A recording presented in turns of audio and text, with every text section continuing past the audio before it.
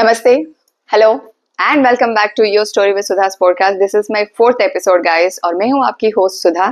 आज का जो हमारा टॉपिक है वो फाइनेंशियल रिलेटेड है। एज वी नो आजकल फाइनेंशियल एजुकेशन के कंटेंट सारे गूगल में, यूट्यूब में और बहुत सारे वेबसाइट्स में एज एन कंटेंट के हिसाब से मिल जाता है। बट जब हमें पर्सनली कुछ गाइडेंस की ज़रूरत पड़ता है तो हम एक प्रोफेशनल फाइनेंशियल एडवाइज़र को ही चूज़ करते हैं अपने लिए। तो आज का जो हमारा टॉपिक है वो पर्सनल फाइनेंशियल मैनेजमेंट के ऊपर है और आज के जो हमारे गेस्ट है वो एक चार्टर्ड अकाउंटेंट है। हिज नेम इज संकल्प साहू। वो एक प्रोफेशनल फाइनेंशियल एडवाइज़र की तरह बरहमपुर में काम करते हैं। तो आज का हमारा जो टॉपिक है और जो भी डिस्कशन होगा वो फाइनेंशियल रिलेटेड होने वाला है। तो आई होप आप लोगों को बहुत सारा इन्फॉर्मेशन मिलेगा इस कन्वर्सेशन के थ्रू और बहुत सारे इश्यूज जो आपके लाइफ में फाइनेंशियल चीज़ों को लेके हो रहा है उसका सल्यूशंस भी मिलेगा। तो let's start our conversation. Hello mister Sankalp and thank you so much हमारे शो में आने के लिए और नॉलेज हमारे साथ शेयर करने के लिए। तो आप अपने बारे में कुछ बोलना चाहेंगे हमारे Yes, so I am a chartered accountant. I run my own CA firm in Berhampur, Odisha. We help our clients in tax audits, GST work, replying to income tax notices, helping all kinds of businesses and in all kinds of financial matters. And that's what I have been doing for the last 3-4 years. Our firm is 20 years old. I have joined it 3-4 years back, and that's pretty much about me. Thank you. तो आपने जो ये line choose किया है finance का, तो कुछ interest था पहले या ऐसे ही आपके माइंड में आया कि मुझे इसी लाइन में जाना है? हाँ, बचपन में तो किस लोगों को इतना आइडिया होता ही नहीं है कि आगे जाके क्या करना है। बट आई बिलीव कि आपको वो चीज़ करना चाहिए जो आगे जाके जिसका वैल्यू, राइट। तो मैंने बचपन से देखा था कि chartered accountants work is very much valued in our society because my father is a chartered accountant.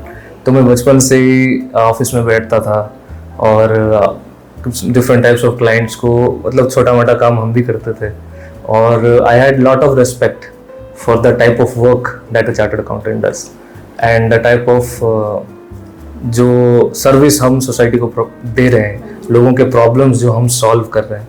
क्योंकि बहुत सारे लोगों को फाइनेंस के रिलेटेड ये चीज़ें बहुत, इवन आइंस्टाइन ने भी बोला था कि it is the hardest thing to understand is the income tax. So I kind of took the challenge कि ठीक है and I chose to study CA and by God's grace I cleared in my first attempt. And I worked as a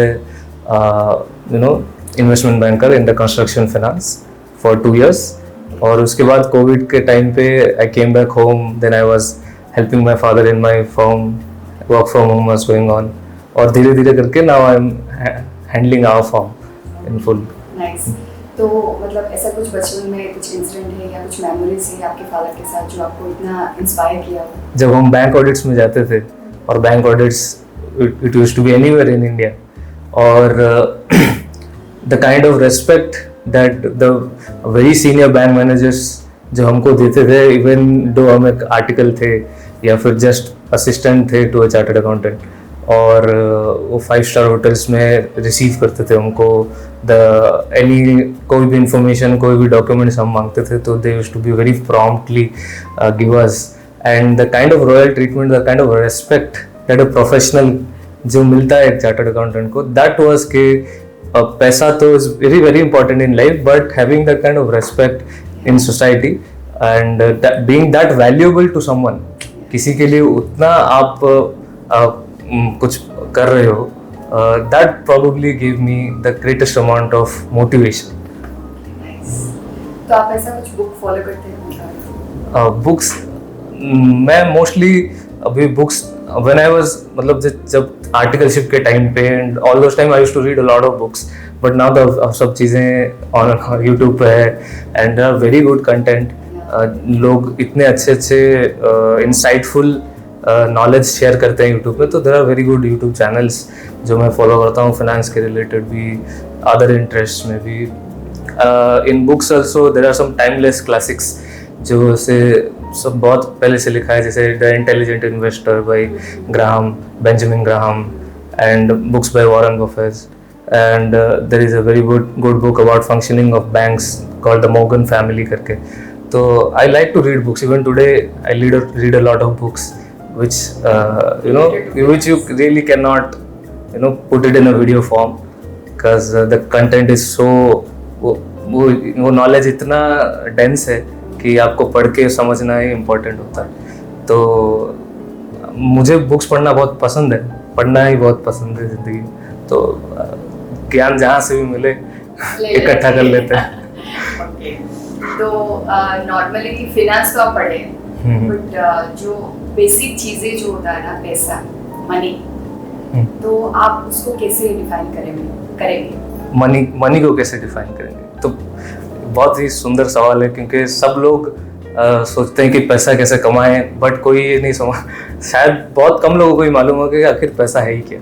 हम तो ये सोचते हैं कि जितना ज़्यादा पैसा उतना ज़्यादा मतलब रुतबा है या वैल्यू है लाइफ में. It is true, but money ऐसा कोई चीज़ नहीं है कि जो ऐसे साइंटिफिकली या फिर ऐसे पॉपअप हो गया एक दिन ऐसे करके. It for thousands of years human civilization evolve हुआ है to live more happily, right, और अपनी टू क्रिएट मोर कंफर्ट. तो पहले बार्टर सिस्टम हुआ करता था. बार्टर सिस्टम मतलब फर्स्ट एग्रीकल्चर बेस्ड इकोनॉमी था अपना.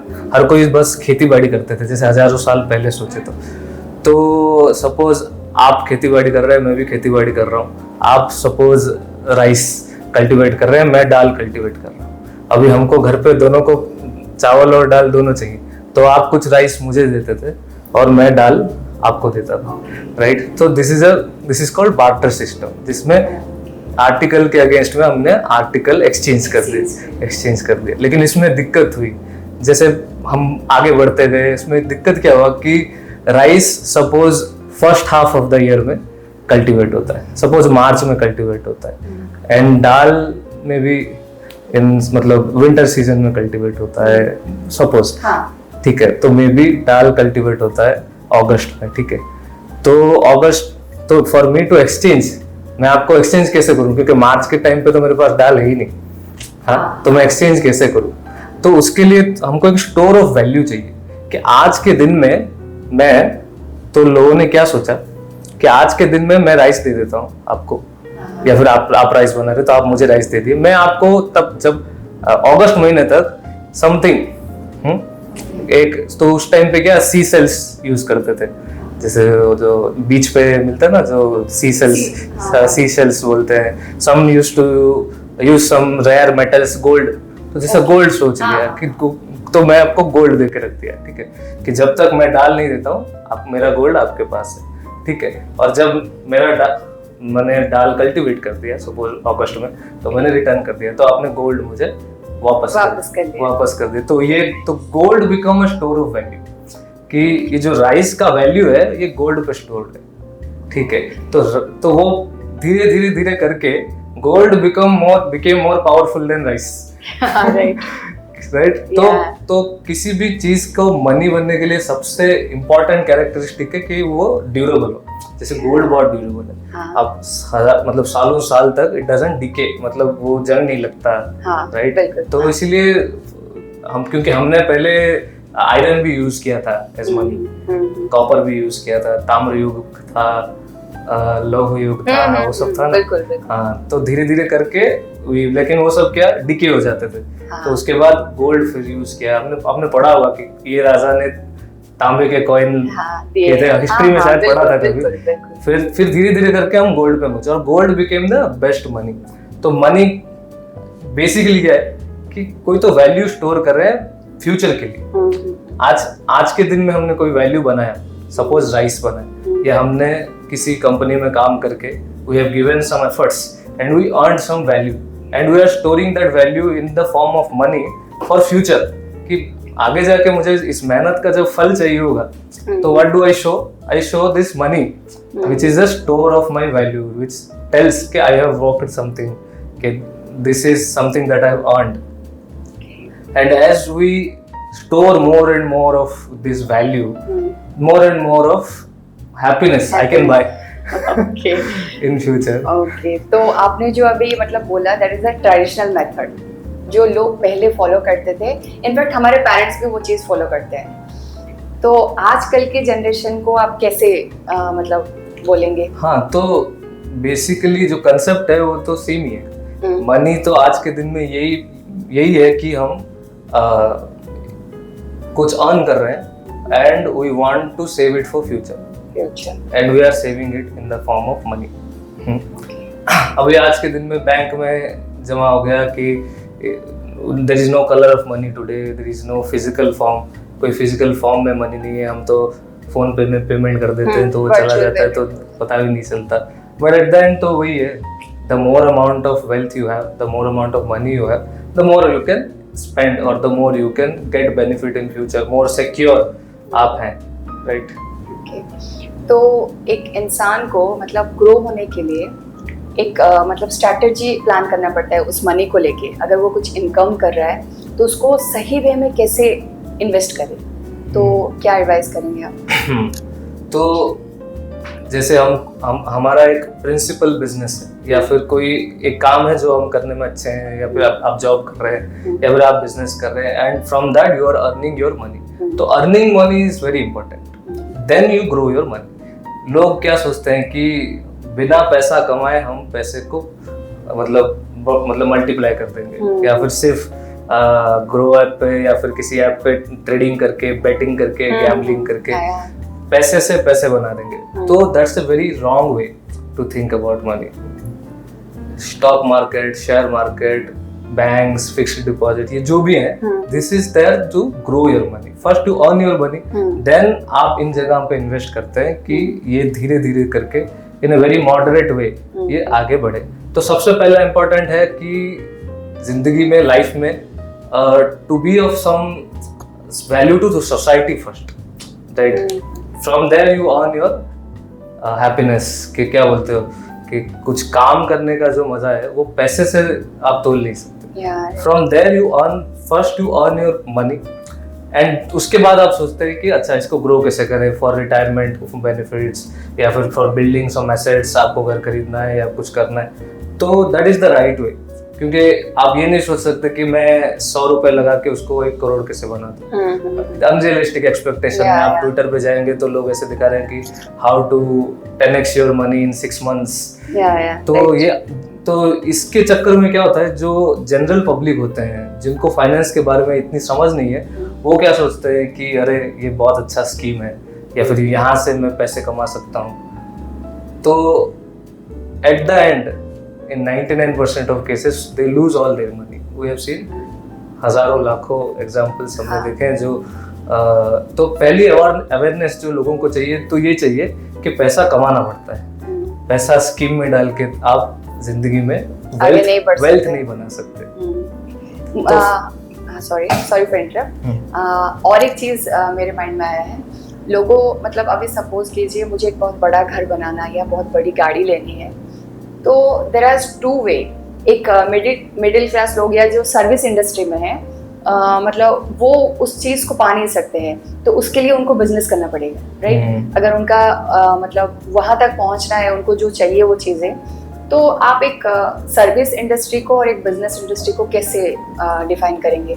मतलब जो जॉब्स कर रहे हैं, हाँ, जॉब्स कर रहे हैं, और जो सेल्फ एम्प्लॉयड है, मतलब या फिर खुद के बिजनेस कर रहे हैं। The main difference between both is कि जो business कर रहे हैं, for them the business grows and after a point of time business से cash flow इतना generate होता है even if you are not involved with the business. It is for those businessmen जो एक अच्छा टीम बनाते हैं या फिर एक अच्छा ऐसा बिजनेस बनाते हैं जो उनके बिना भी चल सके।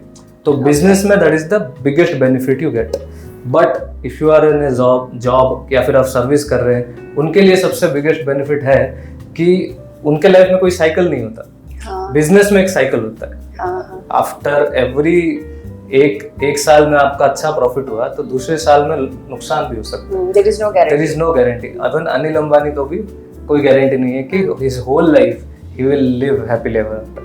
बट जो सैलरीड हैं, जॉब्स हैं, तो उनके लिए लाइफ में वो सिक्योरिटी है, वो रिस्क नहीं है कि उनको मालूम है कि कंपनी अच्छा करे ना करे, बिजनेस अच्छा करे ना करे, they will get their fixed amount of life. तो basically this is their graph. They will be in their life, they will not be, वो नीचे नहीं जाएंगे या फिर ज्यादा ऊपर ना जा पाए और ज्यादा नीचे भी नहीं जाएंगे. लेकिन for businessman, if you have the risk appetite बोलते हैं कि आप में वो रिस्क झेलने की ताकत है कि आप वो नीचे देख सकते हैं और ऊपर जाएं तो उसको भी हैंडल कर सकते हैं और नीचे भी हैंडल कर सकते हैं. और या फिर आपको ऐसा चाहिए कि मुझे लाइफ में शांति चाहिए. तो हाँ, तो फिर हम पहले उनके बारे में बात करते हैं जो मिडिल एज के जो लोग, मतलब मिडिल इनकम के जो लोग suppose you are a salaried individual and आपको एक आगे जाके एक एसेट खरीदना है, जैसे कि एसेट खरीदना है, अपना फ्यूचर प्लान करना है, अपने बच्चों का करियर सेट करना है, या फिर आगे जाके एक अच्छा सा घर भी बनाना है, तो उनको आप क्या एडवाइस करेंगे, कैसे वो अपना प्लान कर सकते हैं? तो आप देखेंगे तो जैसे आपके हमारे पापा मम्मी वो सब कैसे करते थे कि वो हमेशा थोड़ा थोड़ा अमाउंट सेव करते थे, या बैंक में सेव करते थे, या फिर घर पे सेव करते थे, या फिर गोल्ड खरीदते थे, खरीद के सेव, जो भी तरीका हो, but they used to save a little every month. और उनका ऐसा होता था कि अच्छा ये साल ये मैच्योर हो रहा है और आज हम ये ले सकते हैं, साइकिल ले सकते हैं, या फिर इसकी शादी हो सकती है, या फिर घर के लिए ये कार लेने के लिए हमारा इतना पैसा जमा हो चुका है. ठीक है, लेकिन आज कैसे होता है, आज हम पहले गाड़ी लेते हैं, उसके बाद सेव करना शुरू करते हैं. सेव तो क्या करें, EMI शुरू ही हो जाता है. तो आपके 50,000 की तनख्वाह है तो आपका हाउसिंग लोन का EMI 50,000 ही हो गया, क्योंकि हमने पहले तो घर ही ले लिया. तो कभी कभी तो एक्सपेंडिचर नेसेसिटी होता है, तो घर है तो घर तो आपको लेना ही पड़ेगा, राइट. तो आप नहीं तो रहोगे कहाँ, तो वो जस्टिफाइड है.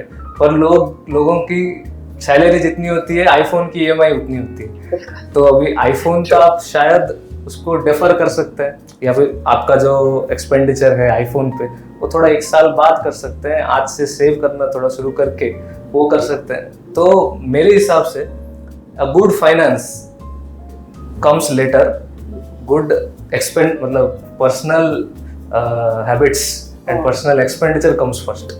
कि आपको क्या चीज़ें पसंद है, हाँ, और आप अच्छी चीज़ों के लिए कितना वेट कर सकते हैं, वो ज़्यादा इम्पोर्टेंट है.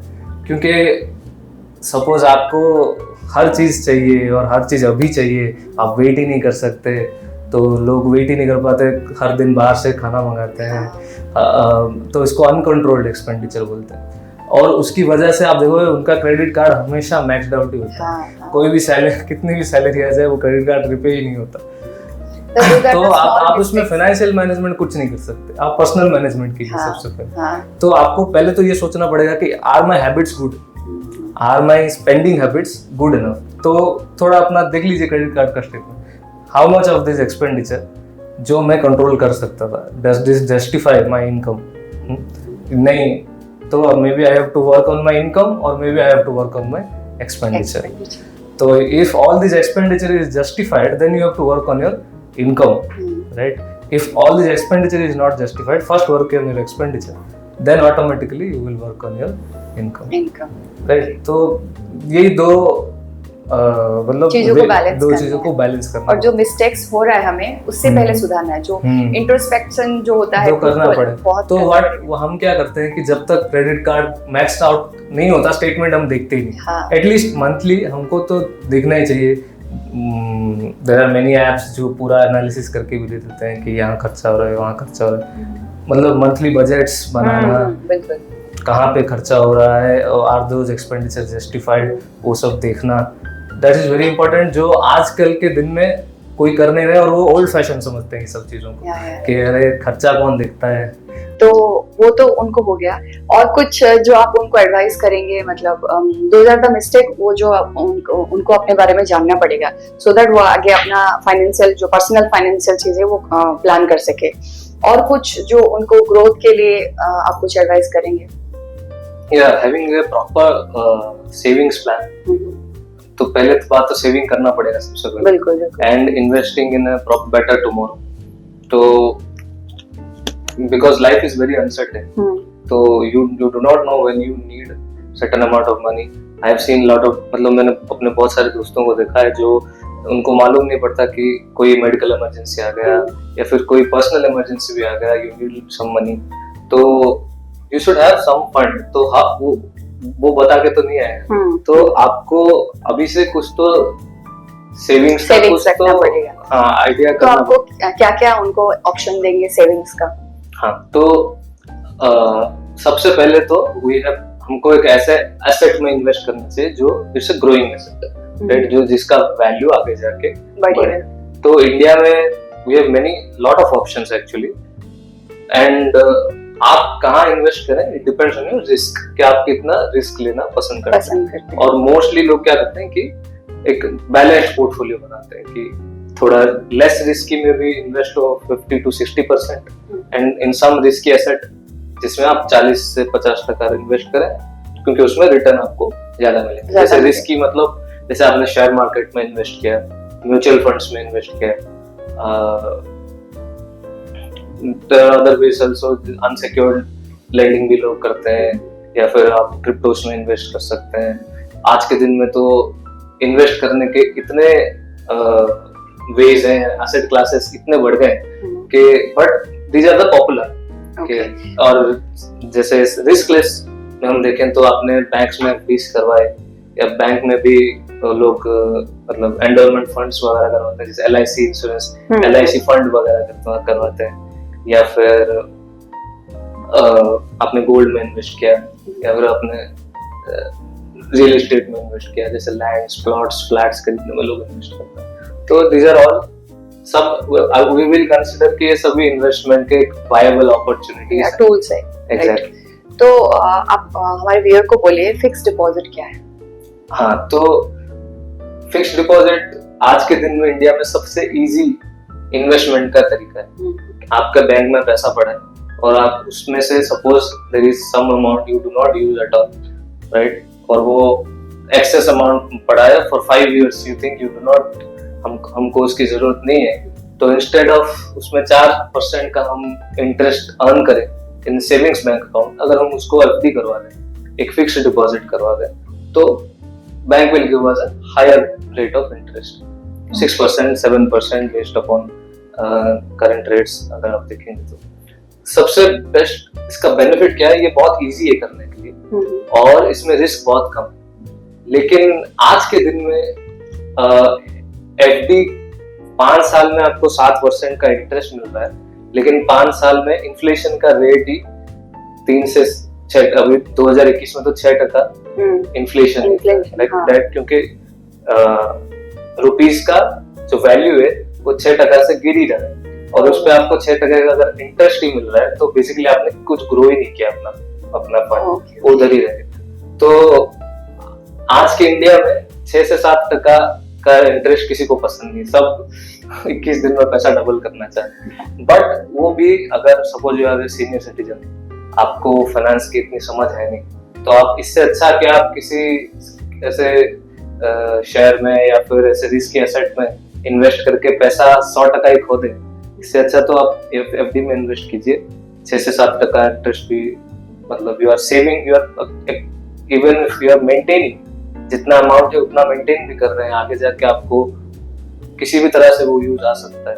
और एक सेविंग हैबिट भी इनकलकेट कर रहे हैं, हर महीना आप थोड़ा रिकरिंग डिपॉजिट कर रहे हैं या फिर FD में पैसा जमा करके, तो खर्चा तो नहीं हो रहा. तो in that way it's good. But money को ग्रो करने के लिए आज के दिन में FDs इतने बेटर नहीं है, इसीलिए इवन बैंक्स को भी ये समझ आ चुका है. इसीलिए आप देखिए आजकल के बैंक आज के टाइम में आप FD बनाते हैं तो सिर्फ आपको इंटरेस्ट नहीं मिलता, उसके साथ इंश्योरेंस भी मिलता है. okay.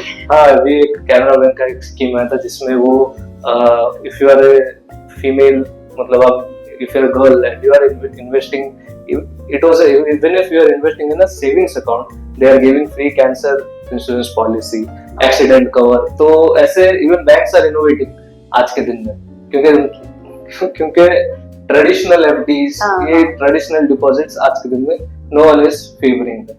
बट इनमें आपको टैक्स के बेनिफिट्स भी हैं, क्योंकि गवर्नमेंट एनकरेज करना चाहती है लोगों को सेविंग्स करने के लिए, तो आप FD में इन्वेस्ट करते हैं. There are specific types of deposits, Sukanya Samriddhi Yojana है, प्रोविडेंट फंड में इन्वेस्ट कर मतलब सेव कर रहे हैं। प्रोविडेंट फंड में 8 से 8.1% तक का इंटरेस्ट मिलता है, जो कि एफडी में भी इतना नहीं मिलता। तो जो गवर्नमेंट ने it has given us this benefits. And also आप म्यूचुअल फंड में भी इन्वेस्ट करते हैं, equity linked tax saving mutual. Actually मुझे जानना था what is mutual fund actually. हाँ, तो जैसे हमने देखा कि 2 तरह के असेट है जहाँ पे हम पैसे सेव करके उसको ग्रो कर सकते हैं। एक रिस्की है, एक रिस्कलेस है और एक रिस्की है। रिस्की में हमने देखा कि शेयर्स है, शेयर मार्केट में हम इन्वेस्ट करके भी पैसे बढ़ा सकते हैं। लेकिन इंडिया में या फिर कहीं पे भी there are not so many people who understand कि शेयर मार्केट में कैसे पैसे जमा करना है, कौन से कंपनी में करना है, कब इन्वेस्ट करना है, कब वो वहां से शेयर बेचना है, एग्जिट करना है। तो ये एक ऐसा सिस्टम बनाया कि ठीक है, हम 10 लोग हैं, हमको नहीं मालूम कि कैसे शेयर मार्केट में इन्वेस्ट करना है, but suppose there is someone who knows, is very technical person, लेकिन उसके पास पैसे नहीं है शेयर में इन्वेस्ट करने के लिए। तो एक फंड बना है कि ये सब लोग एक फंड बनाते हैं और ये पर्सन इन्वेस्ट करेगा हु इज वेरी नॉलेजेबल। तो म्यूचुअल फंड में एक फंड मैनेजर होता है, and this fund manager has all the knowledge of finance, has all the knowledge of this companies and everything, और वो इन्वेस्ट करता है। और जो भी रिटर्न आता है, तो इन 10 लोगों ने जो इन्वेस्ट किया है उनको वो रिटर्न वो शेयर कर देते हैं, वो रिटर्न, राइट। तो mutual fund is an indirect way of investing in share market. तो देखिए, आपको बेनिफिट हो गया। रिस्की था क्योंकि you didn't have knowledge of share market, तो यू गॉट अ पर्सन जो कि हु इज वेरी नॉलेजेबल, तो रिस्क हमने कम कर दिया, राइट। और रिटर्न में नहीं मिल रहा था आपको एफडी में अच्छा, तो वो भी क्योंकि आप शेयर में इन्वेस्ट कर रहे हैं मार्केट में, तो आपको रिटर्न भी अच्छा मिल रहा है, तो आपको रिटर्न भी अच्छा मिल रहा है, रिस्क भी कम हो गया, राइट। तो mutual fund is a very popular in today's because of this too, क्योंकि रिस्क और बेस्ट ऑफ बोथ वर्ल्ड्स होते हैं। तो ज्यादा से ज्यादा लोग म्यूचुअल फंड में इन्वेस्ट करने के लिए इच्छा है, और इवन गवर्नमेंट भी आप देख रहे होंगे कि म्यूचुअल फंड्स को प्रमोट कर रहे हैं नॉर्मल पब्लिक को भी इन्वेस्ट करने के लिए। तो this is a very safe way to invest in today's modern world. And what is crypto? हाँ, तो crypto is a very different concept from share markets, या फिर आप ऐसे ही देखते जाएं अगर to invest and grow your money. आज के दिन में इंडिया में there are many people who invest in cryptos, but for common people शायद उतना मतलब उसका बेनिफिट नहीं। क्यों? क्योंकि वैसे ही अगर हम देखें, रिस्कलेस एसेट होता है, एक रिस्की एसेट होता है। तो शेयर मार्केट अगर रिस्की है तो क्रिप्टो उससे 100 गुना रिस्की है, राइट। तो क्योंकि शेयर मार्केट में अगर एक कंपनी का शेयर एक दिन में 5% या 7% का अप्स एंड डाउन्स देता है, तो क्रिप्टो मार्केट्स में जो क्रिप्टो करेंसीज होते हैं, they move around in one day 20%, 30% ups and downs.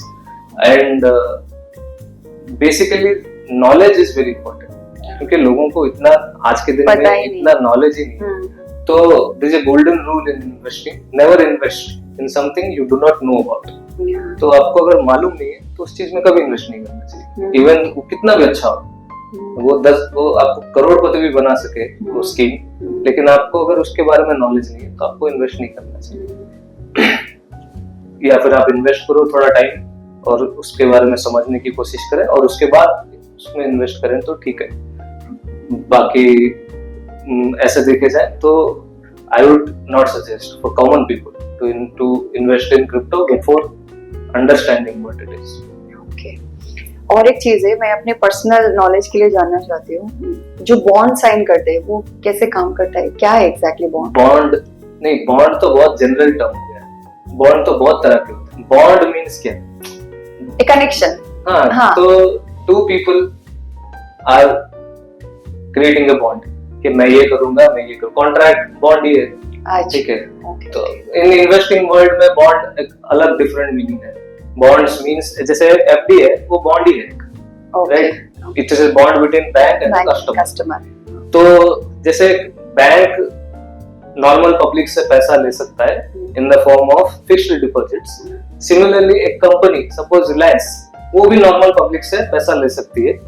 ठीक है, दो तरीके हैं, या तो शेयर मार्केट से ले ले by giving some percentage of shares, जैसे राइट, और एक तरीका है बाय गिविंग बॉन्ड्स। तो बॉन्ड और शेयर में डिफरेंस क्या है कि बॉन्ड में फिक्स्ड अमाउंट मिलता है जस्ट लाइक एफडी, और शेयर में प्रॉफिट का हिस्सा मिलता है, डिविडेंड बोलते हैं उसको। तो शेयर्स आर वेरी रिस्की क्योंकि वो प्रॉफिट जो है कभी आया नहीं आया, राइट। लेकिन बॉन्ड्स आर वेरी मतलब बॉन्ड्स में रिस्क कम है।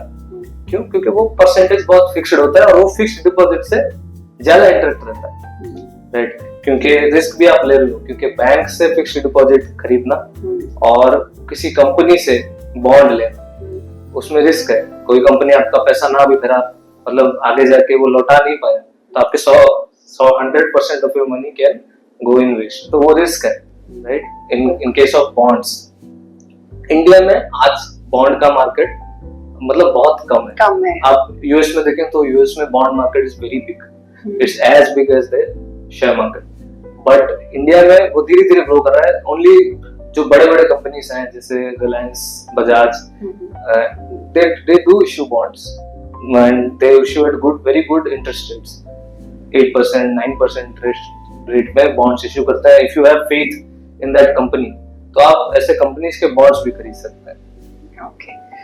तो मिड इनकम जो करते हैं ये सारे चीजें वो कर सकते हैं for future, for to grow their money, to create at that time for future, to create a good amount of funds. Okay, तो फिर एक बिजनेस ओनर जो अभी स्टार्ट कर रहा होगा, एक स्मॉल बिजनेस से स्टार्ट कर रहा होगा, तो उनके लिए मतलब एक ही ऑप्शन रहता है लोन, बैंक लोन लेना। तो उस चीज को मतलब लोन कैसे वो स्टार्ट करेंगे? हाँ, तो देखिए पर्सनल फाइनेंस तो दोनों के लिए इससे एवरीवन इज अर्निंग मनी, और वो इन्वेस्ट कैसे करें, आगे बढ़ाएं कैसे। तो बिजनेस के व्यू पॉइंट से हम देखें तो एक बिजनेस का लाइफ लाइन बोलते हैं कैपिटल, राइट। तो अ बिजनेसमैन हैज, उसके पास एबिलिटी है to do a certain business, maybe has technical knowledge, maybe is smart and he knows relationships, marketing, whatever the skill, he has the skills and he needs some capital to employ, and based upon उसके skill के ऊपर वो profit earn कर सकता है, but सबसे important हो गया क्या? Capital। तो capital आप खुद लेके आ सकते हैं, या फिर अगर आपके पास capital नहीं है तो देखिए society ऐसा ही बना रहा, तो if you don't have capital you have some partners, 2 or 3 people come together, उसको partnership बोलते हैं, right। if you need even more capital you need thousands of partners, तो उसको company बोलते हैं कि अच्छा ठीक है, many people come together, सब अपने पैसे इकट्ठे करो, and there is one person who is very good at doing this business, उसको वो business का सब चीज मालूम है, तो वो business करेगा और जितना भी प्रॉफिट आएगा तुम लोगों पे से बांट देगा। उससे भी एक सस्ता तरीका है। तो बेसिकली हुआ क्या कि आपका जितना प्रॉफिट आया आपको सबको बांट देना पड़ा, राइट। तो लोगों ने क्या देखा कि taking a loan is way better than giving ownership.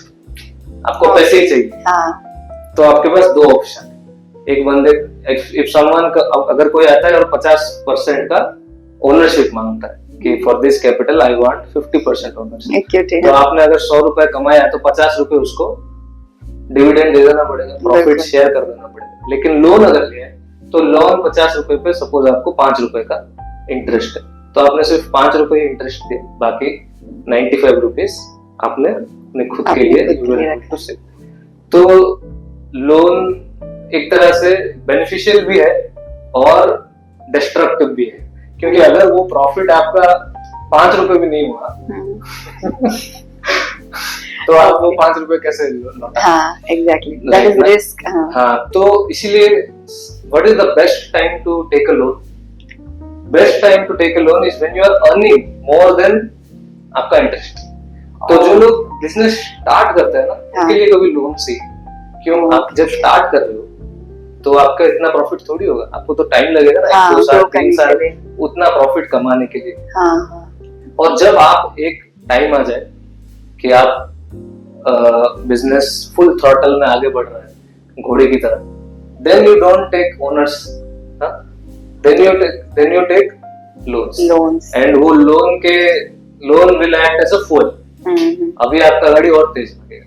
तो एक बेसिक आप ऐसे मतलब ऐसा कोई क्या बोले फॉर्मूला याद रखना है ना, तो ऐसा सोच लो कि आपका प्रॉफिट का परसेंटेज आपके इंटरेस्ट के परसेंटेज से दुगना होना चाहिए, तभी जाके आपको लोन लेना चाहिए। ओके, तो और कुछ उनको एडवाइस करेंगे, जैसे अगर उन्होंने इनकम तो हो गया उनका, रनिंग बहुत अच्छा है बिजनेस का, तो वो कैसे इन्वेस्ट कर सकते हैं? उनके जो मतलब जो अमाउंट आ रहा है वो उनको प्रॉपर वे में कैसे इन्वेस्ट करेंगे so that they can see their growth? तो पहले बिजनेसमैन तो पैसा कभी उनको हमेशा पैसे चाहिए होता है, ऐसा कभी नहीं हुआ कि पैसे बच गए। जो भी पैसे उनका ओवर एंड अबव जनरेट होता है, वो most the best thing is to invest in the business. उनको बिजनेस में ही वो इन्वेस्ट करना ज्यादा पसंद करते हैं। इफ बिजनेस के बाहर मोस्टली उतना ही इन्वेस्ट करते हैं, मतलब इन कैश या फिर गोल्ड, जो लिक्विड एसेट बोलते हैं कि हमको आज के दिन में घर पे बैठ के पैसे से तो कुछ नहीं होने वाला, तो अभी तक के लिए 4% के ब्याज में भी किधर जमा कर दो, या फिर लिक्विड एसेट्स में ऐसे गोल्ड में इन्वेस्ट कर दिया या फिर कहाँ इन्वेस्ट कर दिया, तो आप ऐसे कभी भी आपको जरूरत पड़े तो वहां से यूज कर सकते हैं, राइट।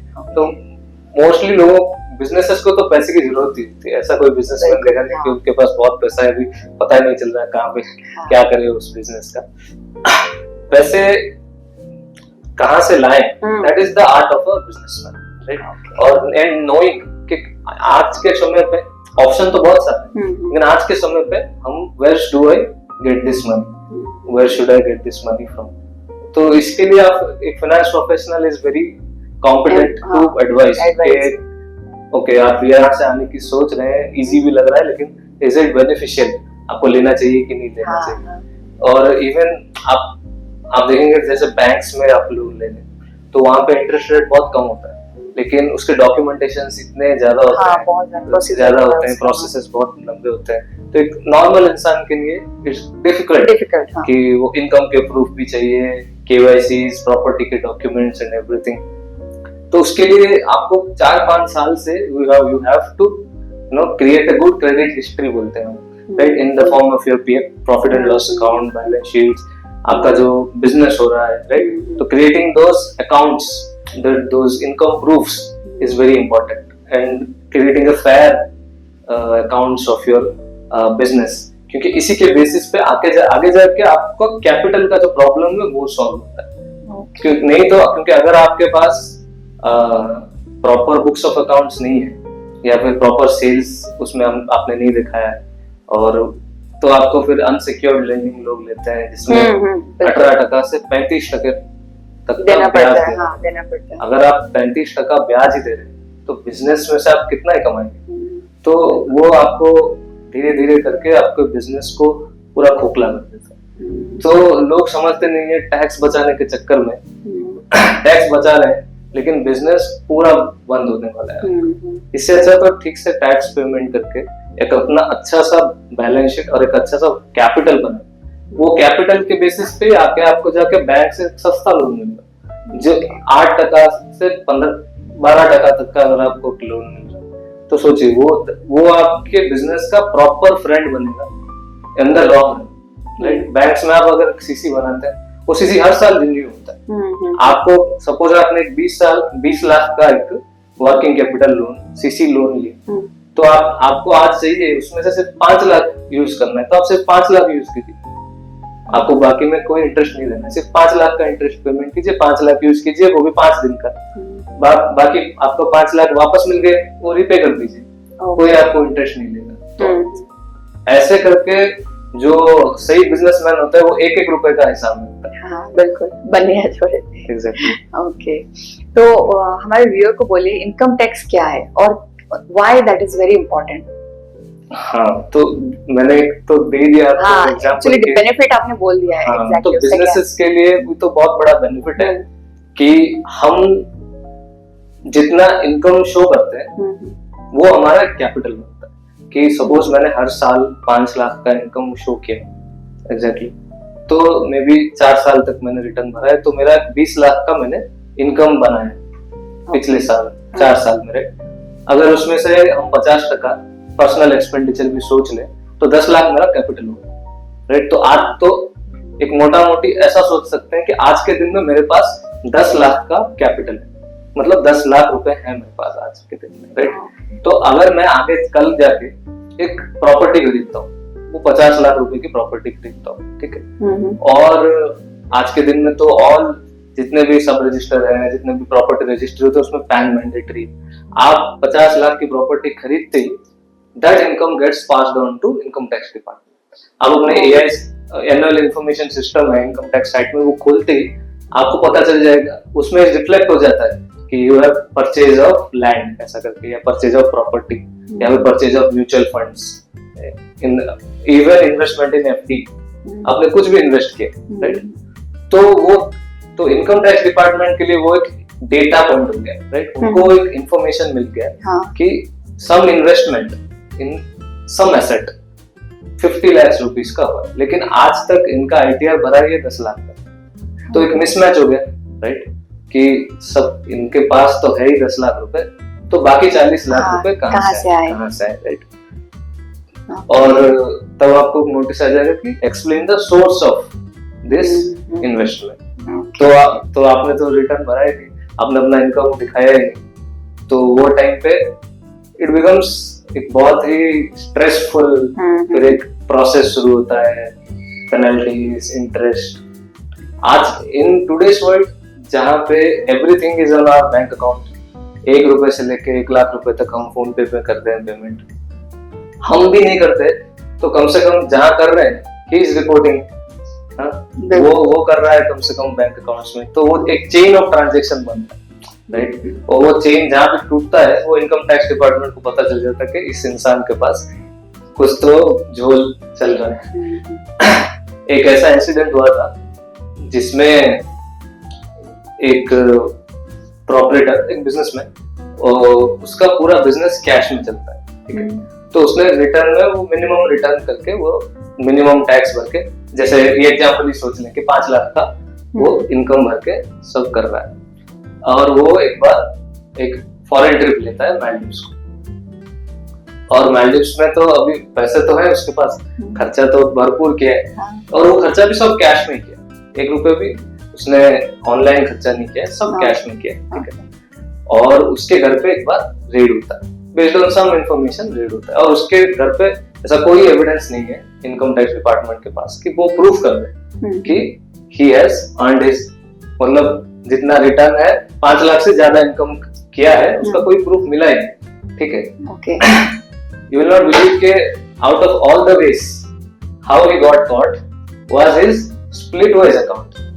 स्प्लिटवाइज करके एक ऐप आता है जिसमें आप सपोज घूमने गए तो दोस्तों में वो डाल दिया कि अच्छा 10,000 रुपए का बिल है तो बाई 2, अच्छा, ओके। तो उसने कैश में पेमेंट किया, लेकिन ऐप में वो उसका वो शो कर रहा है कि, और वो ऐप भी उसने अनइंस्टॉल कर दिया था। वो ऐप का जो मेल आया था कि you have your share of the bill is 15 lakh rupees, kindly square up with your friend, ऐसा करके मेल आता है दैट ऐसे।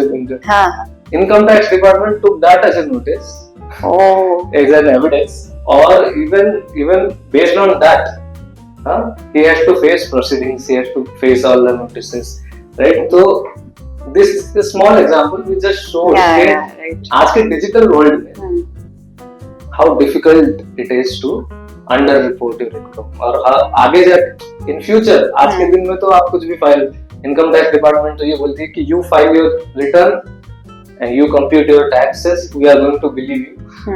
लेकिन आगे जाके आपको कोई डिस्क्रिपेंसी मिलती है तो you will have to explain, और वो एक्सप्लेन करना बहुत मुश्किल होता है। बिल्कुल बिल्कुल। सो जैसे आपने कहा कि अभी डिजिटल जो चल रहा है, सो डू यू थिंक अभी जो आ रहा है वो जो फोन पे, Google Pay, net banking, those are like very benefited, और उसका कुछ डिसएडवांटेज भी है? हाँ, मतलब every technology is good as long as the person using it has right intentions.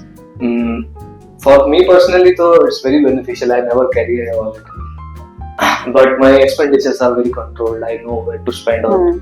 लेकिन जो लोग मतलब एक on the click of a button you can spend, तो for some people कुछ लोग uncontrolled spending करते हैं. That is where दिक्कत होता है. तो इसीलिए there was one very important hack I read somewhere के never spend unless you are spending it by cash. क्योंकि जब हाथ से पैसा जाता है तो बहुत दुख होता है. हाँ, राइट. अभी फोन पे तो पता ही नहीं चलता, सबका सेम रिंगटोन है टिंग करके. ट्रू. तो एटलीस्ट स्मॉल एक्सपेंडिचर्स कैश में ही करना चाहिए, क्योंकि आपको प्रॉपर वो हिसाब भी मालूम होता है कि मेरे पास इतने थे इतने, क्योंकि मंथ एंड में देखते टाइम वो पूरा स्टेटमेंट इतना बड़ा होता है. और एक चीज मैंने अभी रिसेंटली मतलब मेरे एक फ्रेंड के थ्रू एक इंफॉर्मेशन मिला कि मतलब आप कुछ ऑनलाइन मतलब ट्रांजैक्शन कर रहे हैं और ऑल ऑफ सडन आपके अकाउंट से 40,000 50,000 गायब हो जाता है, मतलब ट्रांसफर हो जाता है और वो पता नहीं चलता है कि कैसे हो रहा है वो. तो उसके बारे में क्या बोलेंगे आप? There are many types of hacks and this type of things that happen. आज के दिन में तो obviously होता ही है, क्योंकि डिजिटल सिक्योरिटी बहुत मैशअप हो गया है, राइट. हमारे बैंक अकाउंट में जो नंबर हमने दिया है, राइट, और बैंक अकाउंट सपोज आपका laptop, there has been some real incidents. Suppose आपका एक लैपटॉप था जिसमें आप काम करते थे, वहां से आप सारे एक्सपेंडिचर्स करते थे, all your bank accounts were saved in that laptop. आपका अभी कोई भी नेट बैंकिंग में तो क्या ही चाहिए आपको, यूजर नेम पासवर्ड ही चाहिए. और आपने वो सेकंड मतलब वो लैपटॉप बेच दिया, सब फॉर्मेट करके भी बेच दिया, right. A hacker if he wants he can recover all the datas including your user name password. आपका सिर्फ ईमेल आईडी और पासवर्ड अगर कोई हैक कर देता है तो आपके ब्राउजर में तो सभी यूजर नेम पासवर्ड सेव्ड ही है. तो फिर बैंक में ऐसा कोई rules? Bank even legally bank को आप हाथ भी नहीं लगा सकते अगर किसी ने भी आपका proper user name password log in करके कोई ट्रांजेक्शन किया. बेस्ट आधे घंटे या फिर 1 घंटे के अंदर अगर आप इन्फॉर्म करते हो वो रिवर्स कर सकते हैं, क्योंकि जिसने भी हैक किया होगा वो तो पैसा उस अकाउंट में पड़ा होगा नहीं, तो उस अकाउंट से वो चेन ऑफ अकाउंट्स वो पूरा डिटेल पूरा वो पूरा क्या बोलते हैं उसको, so that it's not traceable, क्योंकि वो अकाउंट से किसी और अकाउंट में ऐसे वो करके वो सब इंफॉर्मेशन सब होता है. वो ऐसे करते हैं कि you will never be able to trace that account with the money went actually.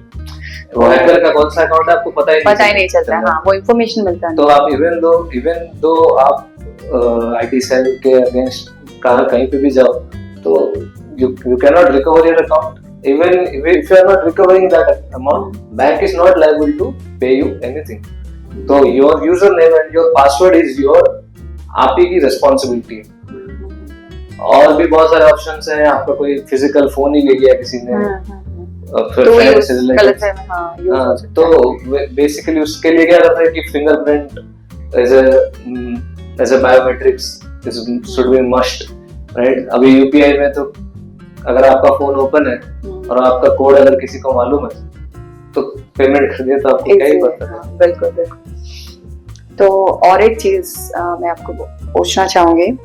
अभी सपोज कीजिए एक सर्विस हो या बिजनेस हो, मैटर नहीं कर रहा है, बट उनको अपना पूरा फ्यूचर प्लान करना है, लाइक अपने बच्चों का फ्यूचर या खुद का फ्यूचर या रिटायरमेंट के बाद जो मतलब होता है, तो उनको आप क्या एडवाइस करेंगे? कौन सा टूल उनके लिए ज्यादा इफेक्टिव है, मतलब फाइनेंशियल टूल्स क्या करने से वो अपना फ्यूचर अच्छे वे में प्लान कर सकते हैं, चाहे वो मेडिकल इशू हो या एजुकेशन अपने बच्चों का हो या बच्चों का आफ्टर मतलब पढ़ाई के बाद उनको क्या करना है, इन्वेस्टमेंट उनके मतलब करना है, तो कैसे वो कर सकते हैं? तो फर्स्ट जैसे हमने बात किया था, to invest and to save that money in a proper growing asset, जो रिस्क लेस और रिस्की एसेट्स हमने करे, और उसमें क्या एक प्रॉपर पोर्टफोलियो बनाना, जिसमें पोर्टफोलियो क्या होता है? पोर्टफोलियो मतलब जैसे मैंने बोला कि रिस्क लेस एसेट, जैसे आपने ऐसा नहीं कि सब पैसा लेके शेयर मार्केट में डाल दिया या फिर म्यूचुअल फंड में डाल दिया।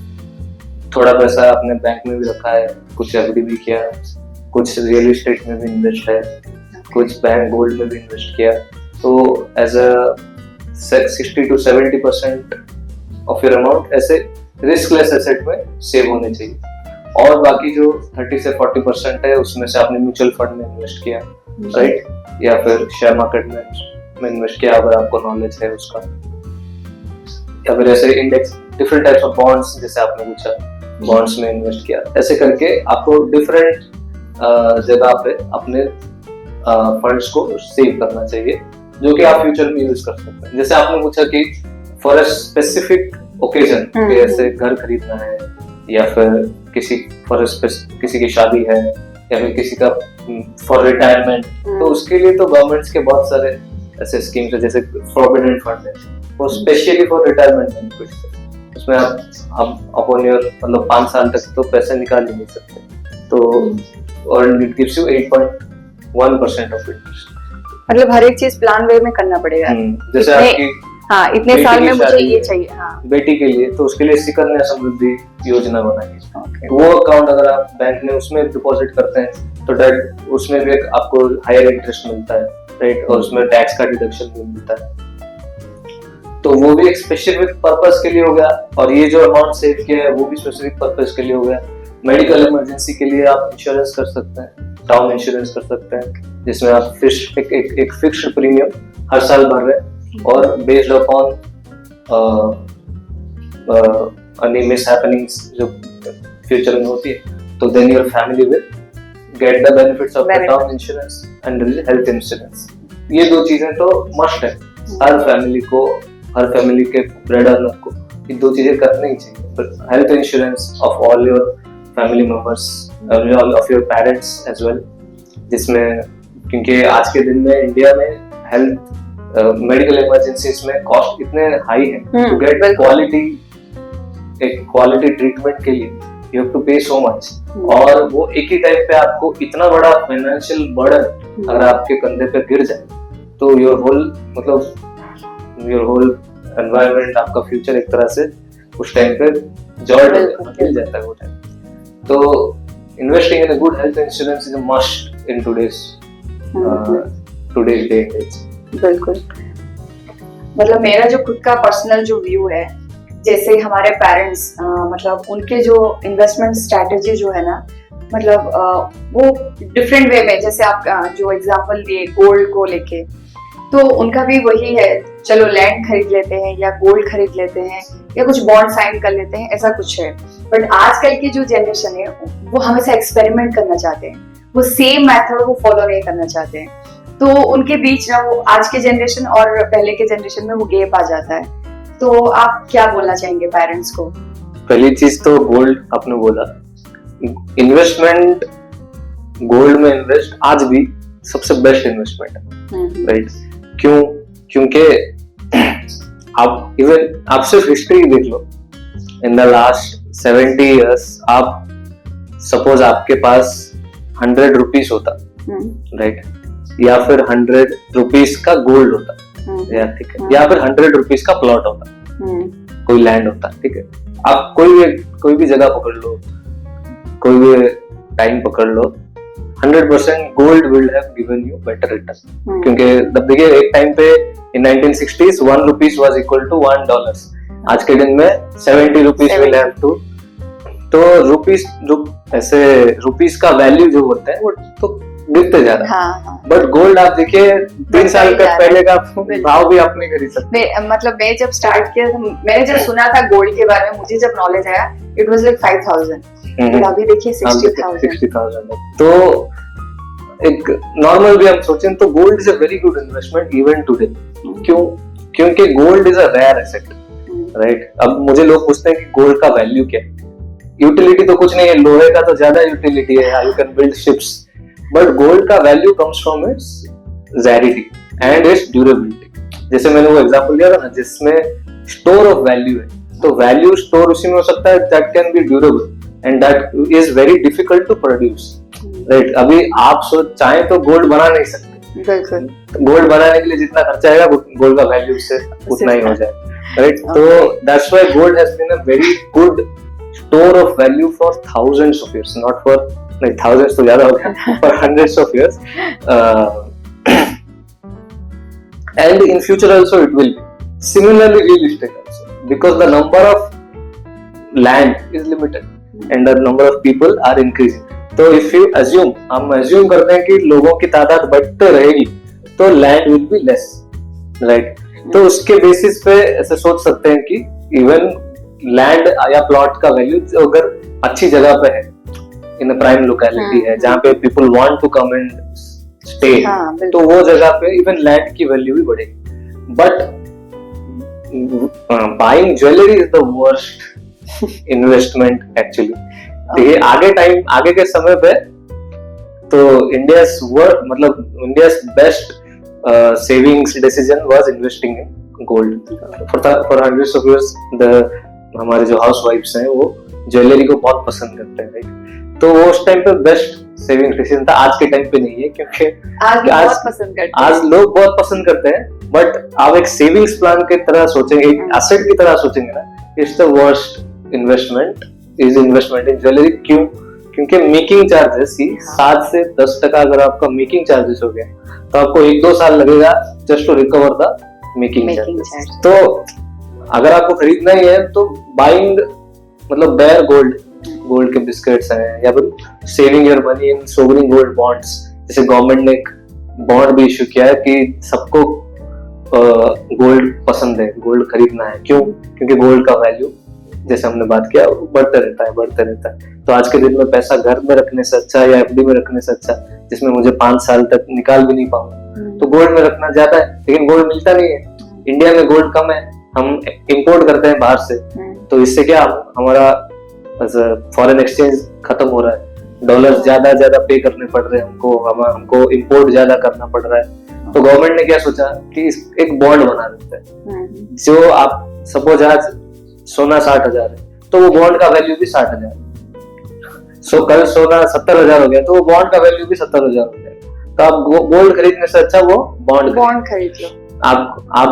आपको जब भी पैसा निकालना है उस दिन सोने का भाव जो होगा उसके हिसाब से तुमको पैसा मिल जाएगा, विदाउट मेकिंग चार्जेस. और गोल्ड जब बेचेंगे आप 70,000 तो आपको टैक्स देना पड़ेगा. 10,000 जो प्रॉफिट किया उसमें वो टैक्स भी नहीं, ठीक है. और 2.5% का इंटरेस्ट है, राइट?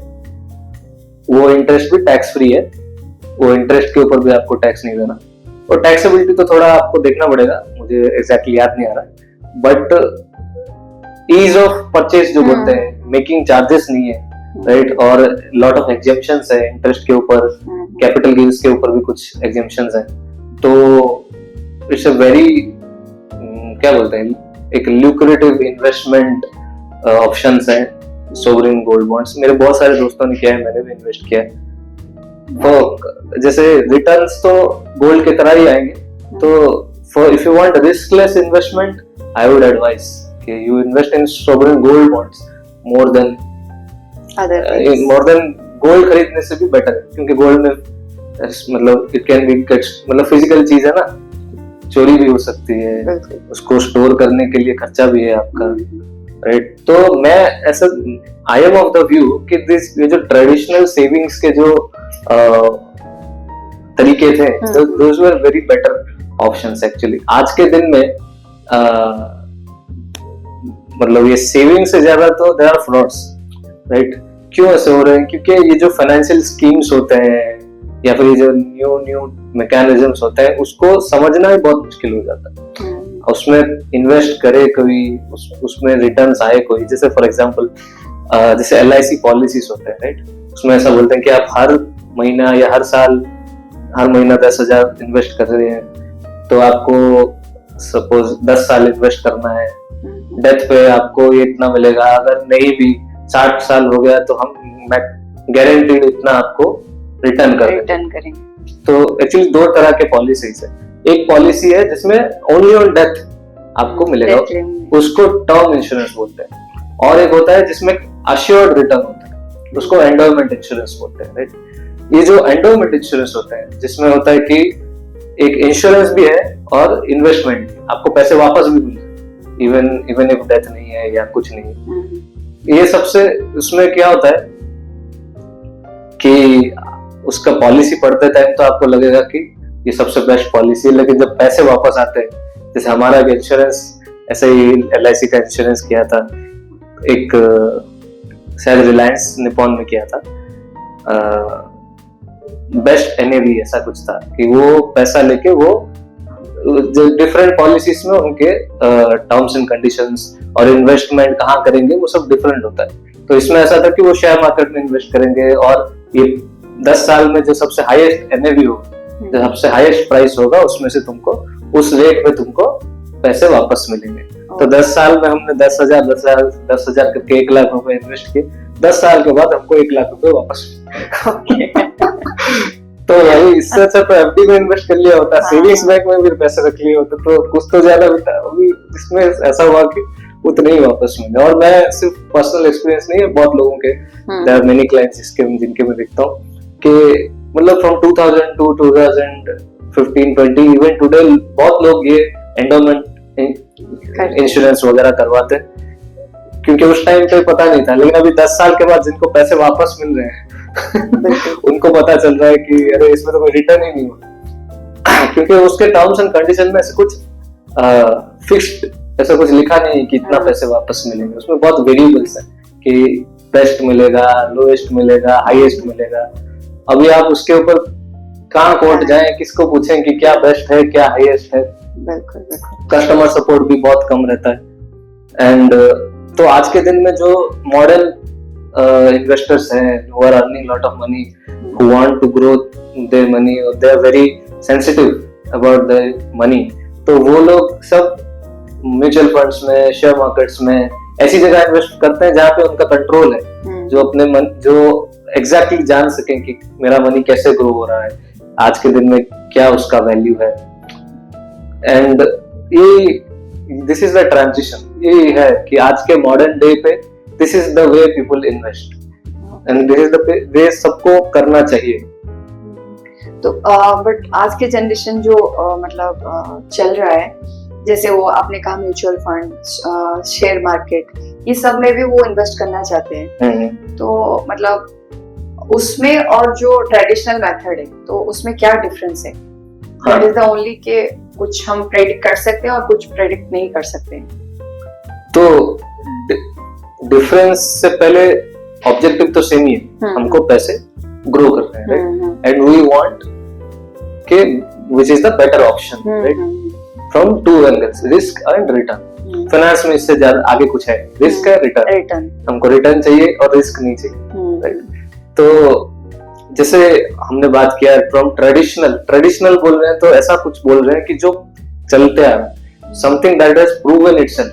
जैसे gold has proven its value from hundreds of years, जैसे real estate has proven its value कि it has grown money for hundreds of years. तो ये जो ट्रेडिशनल है दैट इज गुड। मतलब आप कोई भी एंगल से देख लो, from all types of arguments, it's always good only. Modern में व्हाई, तो अगर इफ इट इज गुड तो why you are looking at new things, क्योंकि हमको ज्यादा रिटर्न चाहिए, राइट? रिस्क भी थोड़ा लेने की कोशिश। Without risk you can not grow. तो अगर आपको रिटर्न ज्यादा चाहिए तो you need to put in more risk, you should be, आप वो रिस्क लेने के लिए भी आपकी ताकत होनी चाहिए। और रिस्क से भी ज्यादा इम्पोर्टेंट है एजुकेशन, राइट? तो जिस जगह पे हम इन्वेस्ट कर रहे हैं, if we do not know about it, तो हमारा रिस्क 100%, मतलब it should be calculative risk. हाँ, जैसे देखो शेयर मार्केट तो शेयर मार्केट है, राइट? एक के लिए लेस रिस्की है, एक के लिए ज्यादा रिस्की क्यों है? एक एसेट तो एक ही है ना। इट डिपेंड्स अपॉन कि आप कितना इंफॉर्मेशन या नॉलेज है आपके पास, राइट? क्या आप अपना रिस्क को मैनेज करना जानते हैं, क्या शेयर मार्केट में कैसे इन्वेस्ट करना जानते हैं। तो जैसे हमको बचपन में सिखाते थे ना कि विद्या क्या, something that takes us from darkness to light, right? तो इन लाइफ आल्सो सबसे इम्पोर्टेंट चीज is not money, it's education, it's knowledge. When you have knowledge, right, तो you automatically have value, right. बिल्कुल। तो ये जो गैप है like parents का और जो चिल्ड्रन का, मतलब आजकल के जनरेशन का, तो वो गैप के मीडियम मोड के लिए आप क्या मतलब एडवाइस करेंगे, उनको कैसे मैच करेंगे? जैसे आप ऐसे बोल रहे हैं कि जो अपने पेरेंट्स हैं they want us to be different financially, उनका ऐसा है कि आप पैसे सेव करो, इतना एक्सपेंडिचर मत करो, या पैसे यहीं सेव करो, गोल्ड में करो, रियल एस्टेट। फ्रीडम नहीं देते हैं, वो थॉट का फ्रीडम, वो एक्सपेरिमेंट करने का फ्रीडम, मतलब वो देते ही नहीं है पेरेंट्स। तो आप उनको क्या एडवाइस करेंगे? तो for both of them I will advise to educate themselves, right. Why when I was a student, my father, मेरे पापा ने बोला कि शेयर मार्केट में बिल्कुल भी इन्वेस्ट नहीं करना है, तो देखना ही नहीं, राइट। और उनको बोला कि कम से कम सीए जब तक नहीं बन रहे तब तक तो नहीं दिखना, पढ़ाई करना है, ठीक है। तो उस टाइम पे तो मैंने बात मानी। जब मैं सीए बना फिर भी मना किया। तो that time I started learning about markets, right. और उस टाइम पे मैंने अच्छे से पढ़ाई की, उस हर चीजें समझा, नुकसान भी हुए, और बट आई स्टिल पैसे कमाने से ज्यादा I gave more importance to learning, right, कि what it is, learning from books, learning from other investors, and उसके बाद मुझे समझ में आया कि ये करना है कि नहीं करना, राइट। तो आपको कैसे पता चलेगा कि कोई चीज अच्छी है कि बुरी है? उसके लिए तो पहले समझना पड़ेगा, राइट। तो दोनों, कोई भी इंसान हो, for them the only advice is कि डोंट जज समथिंग बिफोर। तो इंडिया में तो 99% पीपल स्टिल थिंक कि शेयर मार्केट इज गैम्बलिंग, या फिर क्रिप्टो गैम्बल ही है, एक तरह से पैसे लूटी जाएंगे, क्योंकि वो बहुत रिस्क अवर्स है, राइट। तो they are a person who don't want so much risk in their life. उनको कम पैसे भी मिले लेकिन शांति से मिले। तो if you are such a person, तो कांग्रेचुलेशंस, आप you should live a life like that. I will not, मैं आपको चेंज करना नहीं चाहूंगा। You should live your life like. If you are आपको रिस्क लेना पसंद है और आप मेहनत करना जानते हैं, तो आप ठीक है, आप इधर भी आजमाइए, इसके लिए भी पढ़िए, और यहाँ भी कोशिश कीजिए विद लिमिटेड कैपिटल, आप समझने की कोशिश कीजिए, then you take a decision whether it's good or bad, right. But बाहर स्टेडियम के बाहर बैठ के कमेंट्री करने से तो पता नहीं चलेगा, थोड़ा खेलना पड़ेगा, और विद लिमिटेड रिस्क, और खुद ही डिसीजन लेना पड़ेगा। और दोनों को, everyone has to be empathetic. जो रिस्कलेस है, he has to understand कि जो रिस्क ले रहा है, even he is right in some way, और जो रिस्क नहीं ले रहा है, उसका फिलॉसफी के लिए वो भी ठीक है। आपने अभी ये जो बोला, मुझे एक चीज याद है, मतलब ये सारी जो चीजें होता है, जैसे जस्ट टेक एन एग्जांपल, मुझे कहाँ पे रहना है, मुझे कौन सी लड़की से शादी करना है, या कौन से लड़के से शादी करना है, या कौन सा जॉब चूज करना है, या मुझे किस चीज पे इन्वेस्ट करना है, वो हमें कोई सिखाता नहीं है। Okay, the thing is that वो हमें खुद के एक्सपेरिमेंट से ही पता चलता है। ओके, तो आई फील कि आजकल के जो पेरेंट्स है ना, बच्चों को एक फ्रीडम देना बहुत जरूरी है, सो दैट वो अपने खुद के लर्निंग से वो सीखे, और एटलीस्ट वो 5-7 इयर्स के लिए उनको वो फ्रीडम देना चाहिए। उसके बाद you can give your advices. तो मुझे वो चीज लगता है जो आपने अभी बोला। Actually everyone has to be empathetic of others. तो our parents also, he wants the best of their children. बिल्कुल, तो उनको, तो they think I know better and I know if you go to this place तुम्हारा कुछ तो नुकसान हो, तो वो बोलते हैं कि मत जाओ। तो we have to respect that कि okay, he has told me that this is a bad place to go and I should not go, but at the same time we also have our own opinions कि okay, I know what I am doing, so I respect that, मैं उसको भी समझ रहा हूँ, but still I'm trying this. If it's truly something that is मुझे नहीं करना चाहिए, तो मैं समझ के I'll not do. And अगर मैं जो सोच रहा हूँ वो सही है, then I'll do.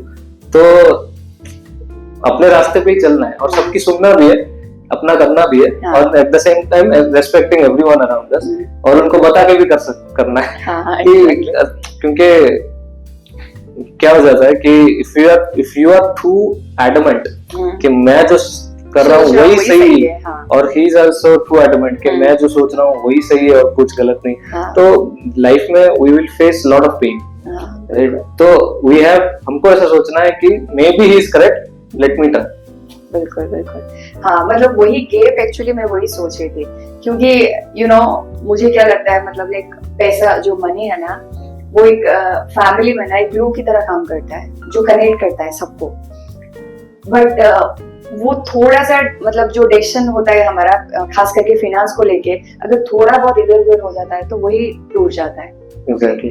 तो आई फील कि वही, इसलिए मैंने आपको पूछा वो दोनों को मैच करने के लिए या उनको बॉन्ड को क्रिएट करने के लिए वो एक मीडियम क्या है। मैंने इसीलिए आपको पूछा कि क्या कर सकते हो उस चीज को लेके। तो वही जो जनरेशन गैप आ जाता है ना आजकल की, मतलब जो चल रहा है वही एक्चुअली वो गैप क्रिएट कर रहा है। तो इसीलिए मेरा जो मतलब जानना था कि फाइनेंस को जो मतलब जो ट्रेडिशनल मेथड और जो आज का जो मेथड है उस चीज को हम कैसे बैलेंस करेंगे। Actually, it's not, इसे ट्रेडिशनल और मॉडर्न का नहीं है। Any two people will have disagreements, right? और it's about कि आप whether you are trying new things, whether you are experimenting, और हम सिर्फ arguments करके या discussion करके you will never होगा नहीं। हाँ, तो उसके लिए आपको एक म्यूचुअल कंसर्न लाना ही पड़ेगा। फॉर एग्जाम्पल, अगर आपको कुछ करना है तो आपको करना है, राइट? आपको सीखना है और वो चीज पे आप अपने पोर्टफोलियो बनाइए, ठीक है, एक प्रॉपर पोर्टफोलियो बनाइए। अभी पापा मना कर रहे हैं कि अपना सपोज 50,000 का फंड है, ठीक है, उसको आप ऐसे यूज करो, ऐसे यूज मत करो, मार्केट में मत डालो। तो आप 500 रुपए डाल, 500 रुपए डाल के 2 साल में 3 साल में you work on your education, you work on understanding your markets. आप वो काम करके उसको धीरे धीरे धीरे वो 500 रुपए को 600 रुपए बना के दिखाओ, ठीक है, he will automatically understand कि अच्छा he knows what he is doing। तो अभी 5,000 डालो। ऐसे अभी आपको भी ऐसा है कि नहीं मैं तो सीधा ऐसा करूंगा, मतलब मैं तो पूरा ही कर दूंगा, सही कर दूंगा, तो you have to respect him कि maybe he knows better, right? तो आप पहले अपने you work on your qualifications, you work on your process, आप भी confident बनो एक दिन, तो he will also be confident। तो वो जब खुद देखेंगे या फिर एक्सपीरियंस कोई भी इंसान देखेगा कि okay he knows what he is doing, then his confidence will increase, of course। Okay, nice thing। and आप कुछ कैरियर एडवाइस करेंगे हमारे यंगस्टर को? ओके, यंगस्टर्स मतलब जो भी स्टूडेंट्स हैं स्कूल्स में हैं। मैं जब स्कूल में था तो मेरा तो सबसे बड़ा प्रॉब्लम ये था कि साइंस ले कि कॉमर्स ले कि क्या करें। घर पे कॉमर्स भी ले सकते हैं, साइंस लेंगे तो ये इंजीनियर बन सकते हैं, डॉक्टर बन सकते हैं। 9th 10th वो पूरा वही चलता है। मैं एक्चुअली क्या होता है, टू बी वेरी फ्रैंक, लोग बोलते हैं कि you should do what you love, but लोगों को पता ही नहीं है व्हाट वी लव, राइट? हमको मालूम ही नहीं है कि हमको क्या पसंद है, आगे जाके क्या करना है। तो it's always good to have seniors around you, और उनसे और बार बार क्वेश्चंस पूछते रहो कि क्या क्या करते हैं। अभी जैसे मैं चार्टर्ड अकाउंटेंट बना और मैं मेरे घर पे भी ऑफिस है, लेकिन मुझे जब तक सीए नहीं बना, आर्टिकलशिप मेरा शुरू नहीं हुआ था, जब तक एटलीस्ट मुझे बिल्कुल भी आइडिया नहीं था कि सीए लोग एग्जैक्टली क्या करते हैं, राइट? तो मैं अभी 10th में कैसे ये डिसीजन लूं कि मुझे सीए बनना है कि इंजीनियर बनना है, राइट? तो हमारे टाइम पे वो नहीं था वो। आज के टाइम पे तो आप YouTube पे देख सकते हो कि what is the work of A chartered accountant, what is the work of an engineer, और आपको एक फील आता है कि okay this is the type of work they do, this is the type of work they do. And सबसे most important चीज है to look at future, कि आगे जाके what is that one skill which is very important for society, या लोगों को ज्यादा से ज्यादा जरूरत आ सकता है। And that's where that is the skill I should learn। क्योंकि लोगों को इसकी जरूरत पड़ने वाली है। Lot of more and more people will need these experts and everything। Exactly। तो in today's world मैं देखता हूँ कि टेक्नोलॉजी इतना बूम कर रहा है, right? वर्ल्ड से जैसे आर्टिफिशियल इंटेलिजेंस है, क्रिप्टो करेंसीज है, इवन फाइनेंस भी टेक्नोलॉजी से अपग्रेड हो रहा है। Today finance is no more finance, is fintech। तो technology is very important in today's days. Even finance professional को भी आज के दिन में टेक्नोलॉजी के बारे में बहुत इन डेप्थ नॉलेज होना ही चाहिए आगे बढ़ने to truly contribute to society. And when you, और जब आप समाज के लिए इतने वैल्यूएबल होते हो तो मनी फॉलोज। आपको पैसे बनाने के लिए मेहनत नहीं करनी पड़ती। You should have those valuable skills. तो कोई इंसान कैसे जाने कि क्या वैल्यूएबल स्किल्स है फ्यूचर के लिए? तो उसके लिए आप ऐसे गूगल में भी सर्च कर सकते हो, बहुत रिपोर्ट्स ऐसे आते हैं, या फिर नॉर्मली भी हम देख सकते हैं, जैसे टेक्नोलॉजी हो गया, आर्टिफिशियल इंटेलिजेंस है, कॉमर्स में देखे तो CS, CMA और ये प्रोफेशनल कोर्सेज जो दे आर तो always valuable to society, to normal people. Data science है, everything is growing field of industry बोलते हैं, राइट? तो एवरीथिंग इज वैल्यूएबल। तो जितना मैंने इंफॉर्मेशन निकाला है, लाइक यूट्यूब हो या किसी भी मतलब लाइक डिजिटल फॉर्म में क्यों ना हो, वहां पे पैसे को मल्टीप्लाई करना इज वेरी इजी, वो सब सिखाते हैं, बट द अर्न कमाना कैसे और कोई भी नहीं सिखाता है। तो आप उसमें क्या बोलेंगे आप? हाँ, तो that's exactly your skills is what earn you money. तो मनी खरीदने मतलब मनी अर्न करने के लिए value is very important in life. So you should have the requisite value, requisite skills in life. जैसे किसी को someone is having a problem in his business, उसको कैपिटल चाहिए and he is not able to figure out, तो उसका काम तो है बिजनेस करना, कैपिटल लेना नहीं। तो उस टाइम पे you come as a chartered accountant and you help them get that capital। तो that is how you are a man of skill, and to solve with this problem he will be ready to pay you something, right? Yeah, right. Similarly, you are an engineer, so not just because you have this many marks, no one will give you money. If you are able to solve this many problems, then everyone will pay you money. Especially आज के दिन में जहाँ jobs कम होते जा रहे हैं, more and more things are getting freelance, right? तो लोग तभी पे करने के लिए ready हैं जब आप कुछ deliver कर रहे हैं, right?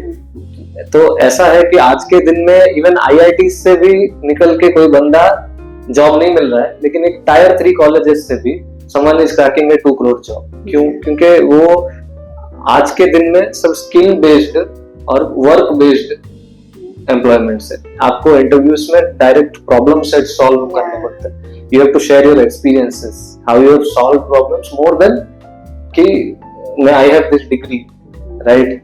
तो वो ज्यादा इम्पोर्टेंट हो चुका है आज लाइफ में। तो स्किल्स हम कैसे एक्वायर करें? Not just degree, not just education, by doing actual work. तो एक स्कूल का someone is studying in school, someone is in college, how will you do work? By doing. So in today's world everyone is actively doing internships. I encourage everyone to do internships. If you are in commerce field, do internships in some NBFCs, in some businesses. Look at their, help them in some way.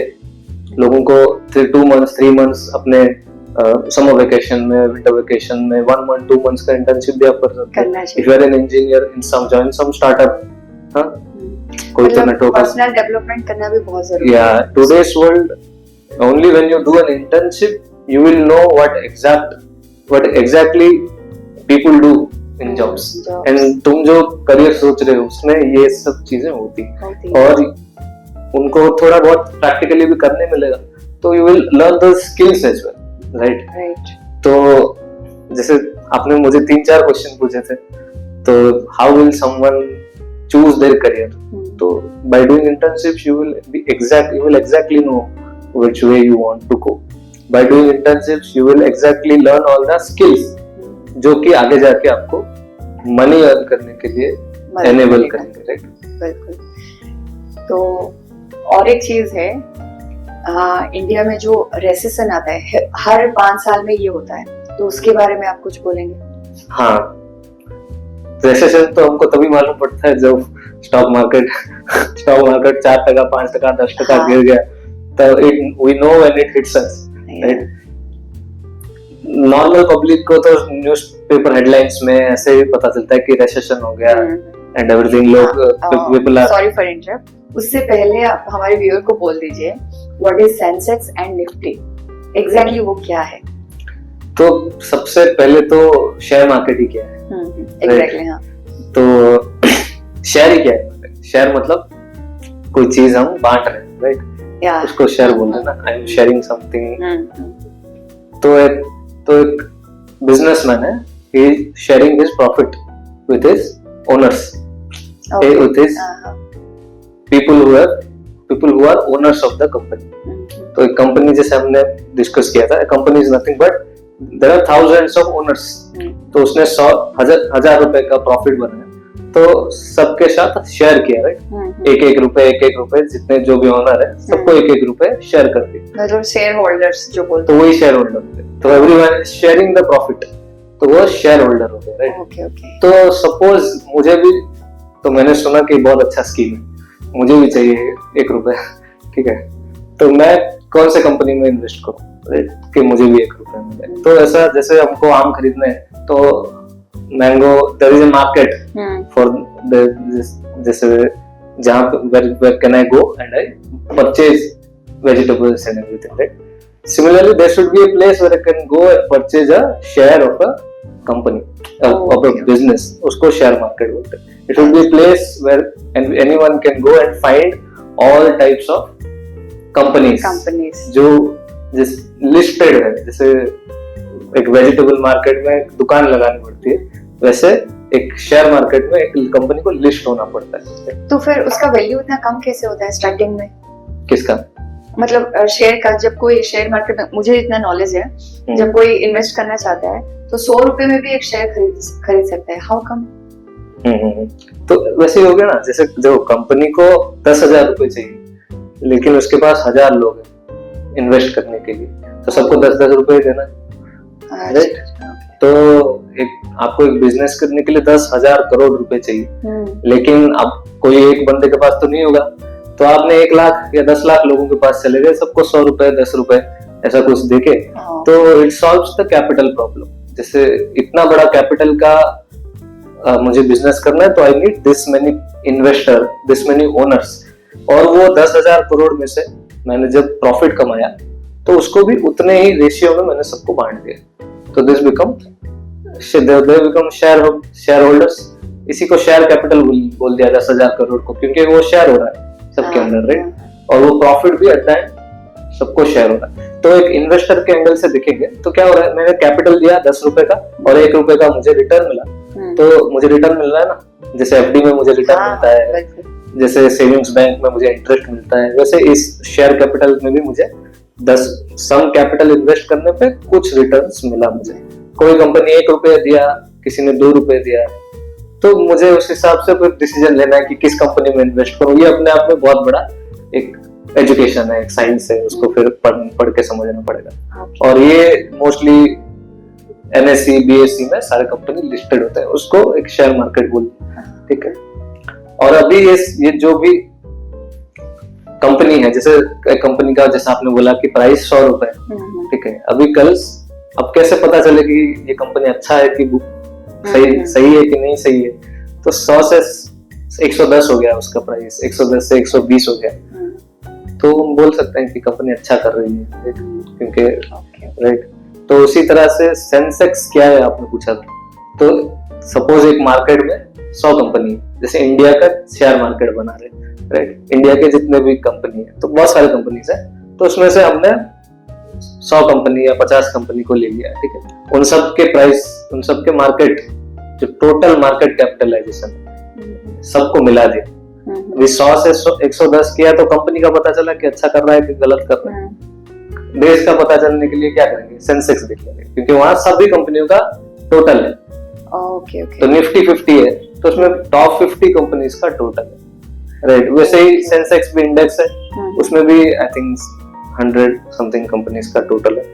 तो वहां पे भी आप it shows the economy, देश का आगे बढ़ रहा है कि अपने शेयर मार्केट नीचे गिर रहा है। तो एक कंपनी का बढ़ा गिरा, उससे नहीं बोल सकते कि मार्केट बढ़ रहा है कि गिर रहा है। सबका अगर बढ़ रहा है तो टोटल आप वो इंडेक्स से पता चलता है।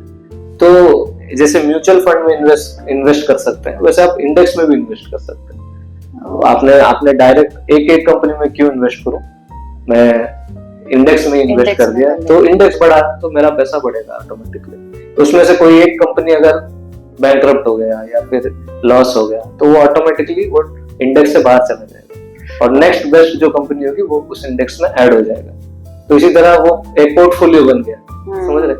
तो 50 कंपनी का एक पोर्टफोलियो, जो बेस्ट 50 है वो ऑटोमेटिकली इसमें बैलेंस होते रहेंगे और आपका पैसा कभी भी माइनस नहीं होगा, वो ऑटोमेटिकली। अच्छा, तो वैसे ही डिसाइड होता है देश का, मतलब इंडिया का इकोनॉमी?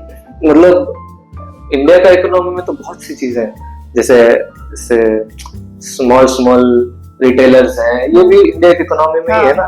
तो वो तो सेंसेक्स एटलीस्ट अपना जो कंपनीज है, लिस्टेड कंपनीज है, जो कि मतलब 60-70% तो नहीं है इंडिया के जीडीपी का, may be a good portion of our economy, उसमें से पता चलता है कि वेदर, तो एटलीस्ट अगर बड़ी कंपनी अच्छी कर रही है तो इकोनॉमी भी अच्छी कर रही है। तो उस बेसिस पे ही जो रेसेशन होता है वो डिसाइड होता है या? हाँ, तो जब रेसेशन होगा तो सभी कंपनियों के भाव गिरेंगे, प्रॉफिट्स गिरेंगे, तो सेंसेक्स गिरता है। हाँ, तो रेसेशन कैसे होता है? टमाटर भी पकड़ लेते हैं, ठीक है? आप सपोज टमाटर का बिजनेस कर, तो टमाटर का भाव हमेशा किलो का 30 रुपए 40 रुपए रहता है, ठीक है? लेकिन सपोज ऐसा कुछ हुआ इकोनॉमी जिसमें टमाटर का डिमांड बहुत बढ़ने लगा, ठीक है? सपोज विंटर के टाइम पे या फिर ड्यू टू सम फेस्टिवल टमाटर का भाव बढ़ने चलता है, ठीक है? तो वो 30 रुपए का 100 रुपए हो गया, राइट? तो what you will do now? You will sell tomatoes of course, but you will buy more tomatoes. तो क्या, क्यों? क्योंकि अच्छा सेल हो रहा है, अच्छा तो you will buy more and more tomatoes. तो सपोज आपके पास 10 किलो टमाटर थे, आपने और 50 किलो के टमाटर खरीदे, क्यों? क्योंकि उसका डिमांड है, ज्यादा है, तो आप ही नहीं सब खरीदेंगे, तो everyone is buying more tomatoes, तो उसका वैल्यू रेट और भी बढ़ेगा, राइट? क्योंकि डिमांड बढ़ते जा रहा है और आप बेचेंगे तो रिटेल में भी डिमांड है, ठीक है? लेकिन सपोज जो फेस्टिवल खत्म हो गया, राइट? या फिर सबने इतने ही खरीद लिए कि इतना है कोई ले नहीं रहा है, ठीक है? तो अभी क्या होगा, वो 100 रुपए का हो जाएगा 10 रुपए, ठीक है? तो नॉर्मल बिजनेस में भी समझते हैं ये। तो मैंने जो टमाटर 30 रुपए में खरीदे हैं, अभी वो 10 रुपए में भी कोई नहीं ले रहा है और मैंने 50 किलो खरीदे, तो मैंने 10 किलो में 100 रुपए करके जितने भी कमाए होंगे, ये तो 20 रुपए के 50 किलो में मेरा जब नुकसान हो गया, अच्छा खासा नुकसान हो गया, राइट? अगर ये नुकसान मेरे प्रॉफिट से भी ज्यादा हो गया, कैपिटल से भी ज्यादा हो गया, तो अभी मेरे पास पैसे देने के लिए भी इतने टमाटर हैं, लेकिन उनके पैसे देने के लिए मेरे पास पैसे ही नहीं है, तो क्या हो जाएगा? मेरा जो कंपनी इतना अच्छा कर रहा था, उसका प्राइस कितना सही चल रहा था, अभी वो पूरा कैसे नीचे आएगा? तो नॉर्मल बिजनेसमैन भी समझे कि भाव जब गिर जाता है, तो भाव क्यों गिर जाता है? क्योंकि मार्केट में कुछ ज्यादा ही डिमांड हो गया, और उससे भी इम्पोर्टेंट हमने कुछ ज्यादा ही खरीद लिया। अगर मैंने 50 किलो का टमाटर नहीं खरीदा होता, सिर्फ 20 किलो का खरीदा होता, तो मेरा इतना नुकसान नहीं होता, नीचे गिरा भी होता तो मैं 10 रुपए में बेच के छोटा मोटा नुकसान करके निकल। तो इकोनॉमी में ऐसा ही होता है, जब इकोनॉमी अच्छा चलता है, सबके पास जब पैसे आते हैं, तो पीपल स्पेंड अ लॉट। जैसे ऐसा 2008 में यूएस में बहुत बड़ा रिसेशन हुआ, तो ऐसे ही हुआ, एग्जैक्टली ऐसे ही हुआ था। क्यों?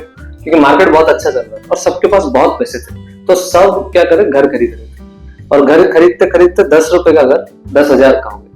अभी जो 10,000, अभी लोग 10,000 पे भी घर खरीद रहे हैं, ठीक है? और वो धीरे, एक तो दिन आएगा जिस दिन पता चल जाएगा कि ये घर 10 रुपए का है, ठीक है? और उस दिन वो घर 10 रुपए से नहीं, वो घर 1 रुपए हो जाता है। क्योंकि पैनिक है, लोग बेचने जाएंगे तो रुकेंगे नहीं। तो जिसने 10,000 में खरीदा है, तो वो तो बैंकरप्ट हो गया ना।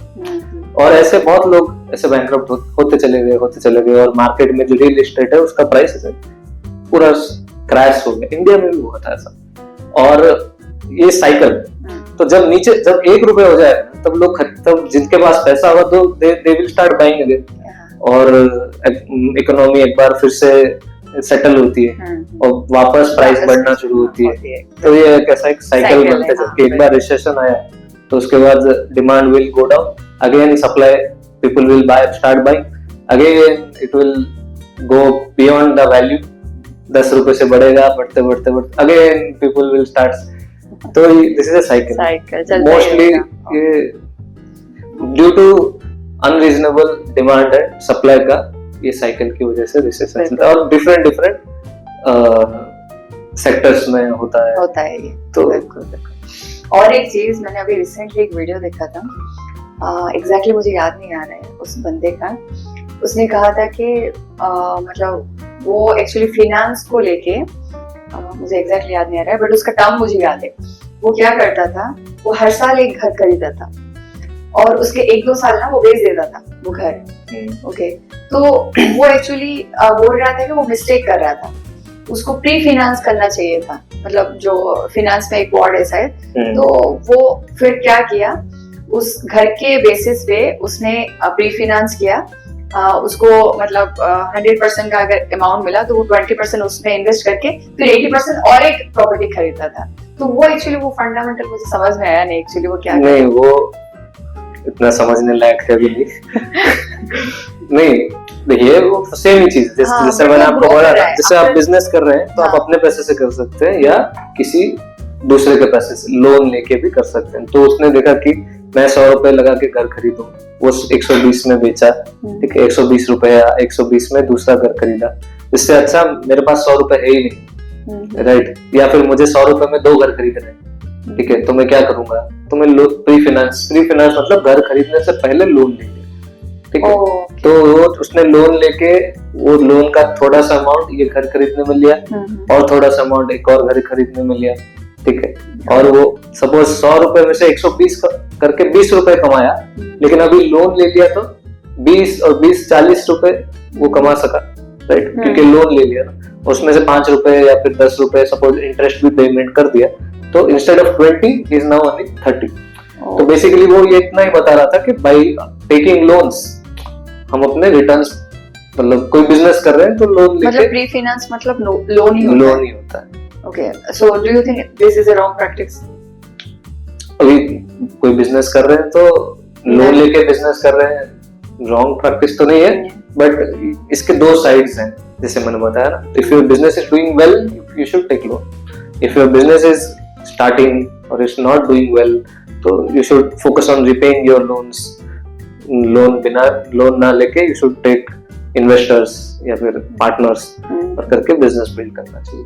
ओके, तो जैसे वो रियल एस्टेट कर रहा था, तो रियल एस्टेट ऑलवेज ग्रोस, तो रियल एस्टेट में लोन लेना is a wise decision. Okay, ठीक है, तो लास्ट क्वेश्चन, ओके, मैं जानना चाहती हूँ जो डेब्ट मैनेजमेंट जो होता है वो एग्जैक्टली कैसे, मतलब हाँ, तो यही लोन है, जैसे मैं बताया, ये डेब्ट मैनेजमेंट है, क्या कि आपको कितना लोन लेना चाहिए, that is the thing, right, तो कितना लोन लेना चाहिए, जितना आप इंटरेस्ट रिपेमेंट करने की कर सकते हो, तो बेस्ड अपन तब किसी बैंक में लोन अप्लाई भी करते हैं, तो first thing it checks your income, कि आप इंटरेस्ट भर सकते हो कि नहीं, पहली चीज, और आप प्रिंसिपल भी रिपेमेंट कर सकते हो कि नहीं कर सकते। एक बिजनेस के लिए भी डेब्ट मैनेजमेंट ये हो गया कि इट्स प्रॉफिट्स, जो प्रॉफिट अर्न कर रहा है वो उसके इंटरेस्ट रिपेमेंट करने के लिए सफिशिएंट होना चाहिए, राइट, और आगे जाके इतना प्रॉफिट अर्न करे या फिर इतना कैपिटल हो कि वो उसका एंटायर जो डेट है, प्रिंसिपल है, उसको रिपेमेंट कर सके। अभी जैसे मैंने वो एग्जांपल दिया था, जिसने 100 रुपए है उसके पास, वो एक घर खरीद सकता है, तो उसने और 100 रुपए का लोन ले लिया, 2 घर खरीद लिया, ठीक है, सपोज मैं सोचूं कि अरे 100 रुपए क्यों, 500 रुपए ले तो ग्रीड हैज नो लिमिट्स, लेकिन how it will backfire if a recession comes and 120 rupees का asset goes to 50 rupees, so how will you pay the interest of those 500 rupees loan? तो डेट वैसा समझ के लेना चाहिए कि इन माय वर्स्ट डे, जिस डे में मेरा सबसे कम इनकम आएगा, तो मैं क्या उस दिन ये इंटरेस्ट पे कर पाऊंगा, क्या मैं फिर भी ये लोन रिपे कर पाऊंगा? If your answer is yes, then you should take a loan. अगर नहीं है, आज के टाइम पे आपके पास पैसा है तो आप ले रहे हो, तो people are buying everything on EMI, iPhone भी ले रहे हैं, कार भी ले रहे हैं, सब लेके EMI is more than there salary, या फिर सैलरी से इक्वल हो गया। तो अगर सपोज 2 महीने भी आपको स्विच करने में लगे, सैलरी इज नॉट कमिंग, तो हाउ विल यू पे दोज EMIs, राइट? तो if the answer is no, I can't pay those EMIs for those 2 months, तो you should not take those EMIs। तो आप उतना ही लो जितना कि आप पे भी कर सको। बिल्कुल, एग्जैक्टली। तो it should be in calculative way.